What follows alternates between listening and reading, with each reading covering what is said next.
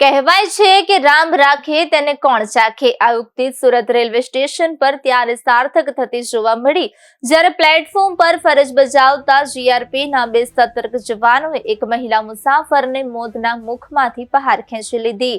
Platform અને train વચ્ચેના જોખમી ગેપમાં ફસાઈ રહેલી મહિલા માટે પોલીસ જવાનો દેવદૂત બનીને આવ્યા હતા। ખાખીનો આ માનવીય ચહેરો અને સમય સૂચકતા જોઈ સ્ટેશન પર હાજર સૌ કોઈએ જવાનોને સલામી આપી હતી। એક મહિલા મુસાફરે ટ્રેન છૂટી જવાની ઉતાવળમાં ચાલુ ટ્રેનમાં કોચમાં ચડવા માટે દોટ મૂકી હતી। જો કે ટ્રેન ગતિમાં હોવાથી મહિલાએ સંતુલન ગુમાવ્યું હતું અને તેનો પગ લપસી ગયો હતો।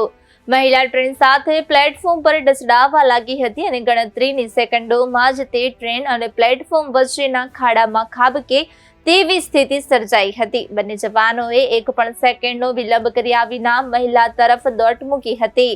મહિલા ટ્રેન નીચે ફંગોળાય તે પહેલા જ બંને જવાનોએ તેને મજબૂતીથી પકડીને પ્લેટફોર્મ તરફ ખેંચી લીધી હતી।